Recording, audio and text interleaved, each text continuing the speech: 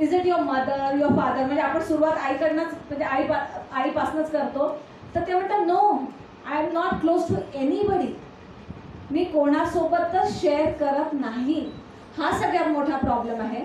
तर प्लीज बोलून दाखवा. आणि जर जमलंच नाही ना कोणाशीच बोलणं, तर at least go and visit a counsellor or go to Sujay Patil sir, who will guide you very वेल.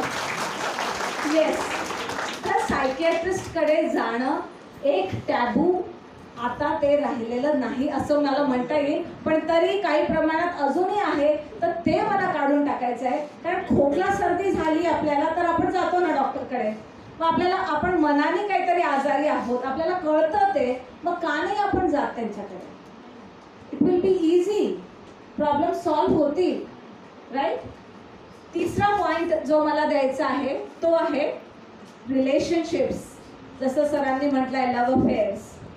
या जनरेशनमध्ये the relationships are so superficial. Number one is, I think, मला असं वाटतं की दे आर कन्फ्युज्ड. त्यांना नाही कळत की ही फ्रेंडशिप आहे, दिस इज लव्ह और दिस इज इन्फॅच्युएशन. इन्फॅच्युएशन म्हणजे एक क्रश होतो की हा, ही व्यक्ती खूप सुंदर आहे, वाव, ही खूप छान आहे, किंवा हिला खूप छान बोलता येतं, किंवा ही खूप छान बॅडमिंटन खेळते. तेव्हा पुरतं तुम्हाला वाटतं की हा, हीच आहे ती. पण काही वेळाने, थोडा वेळ जाऊ द्या, काही वेळाने तुम्हाला असं वाटेल की she is not made for me or he is not made for me. So please give some time, please give some time, don't rush. तिला बॉयफ्रेंड आहे ना, मग मलाही असायला हवा, राईट. तिला बॉयफ्रेंड आहे ना, मग मलाही असायला हवा. आजकाल असं होत आहे. आणि मग त्या कुठल्याही मुलासोबत तशी त्या रिलेशनशिपमध्ये पडतात आणि तो मुलगा किंवा ती मुलगी त्यांना कुठल्याही थरापर्यंत नेऊ शकते, which is very dangerous. So please, my request to the youngsters would be, give some time. If you feel like this, and feeling like this is normal, it is okay, but please give some time and don't do anything on the superficial level. Depth असली पाहिजे relationship मध्ये, नाही तर त्याला काहीच अर्थ नाही. म्हणजे आजकाल जे मी ऐकते ना, माझ्या मुली पण आहेत त्या एजच्या, तर मी ऐकते की काय, breakup is so common. Breakup is like you know, आपल्या घरी एखादा मग्गा तुटला, आपण दुसरा घेऊन येऊ, ठीक आहे. तो ब्रेकअप इज सो कॉमन. आजकाल काय हुकअप आहे, सिच्युएशनशिप आहे, म्हणजे हे काय नवीन नवीन आणि इतके नवीन नवीन टर्म्स आणि इतक्या नवीन नवीन प्रकारच्या रिलेशनशिप्स आहेत. बट द प्रॉब्लेम इज, या सगळ्या रिलेशनशिप्समुळे, ह्या सगळ्या गोष्टींमुळे त्यांना आधार नाही मिळत आहे. ते पुढे नाही जात किंवा ते इमोशनली स्टेबल नाही होत. ते इनसिक्युअर फील करतात. आणि जेव्हा का इनसिक्युअर फील करतात, कारण this is not permanent, it is going to change. हे चेंज होत राहणार आहे, म्हणून ती इनसिक्युरिटी आहे. आणि इनसिक्युरिटी असल्यामुळे, इनस्टेबिलिटी असल्यामुळे स्ट्रेस येतो, फ्रस्ट्रेशन येतं, डिप्रेशन येतं.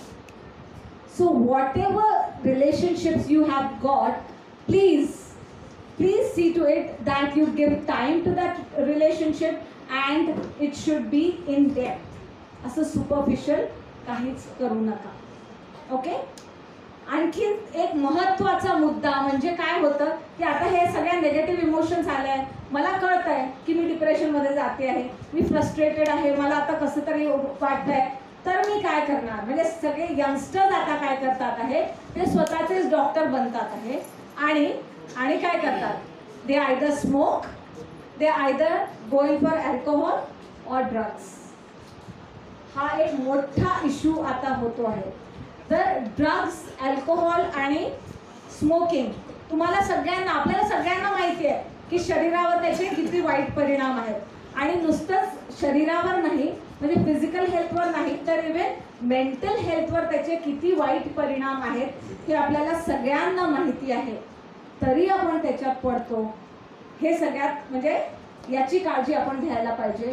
आणि याच्यात सगळ्यात महत्त्वाचा पॉईंट म्हणजे, remember the ABC of life. Now what is ABC of life? ABC is 20 chocolates for the correct answer. Come on. ABC. ABC.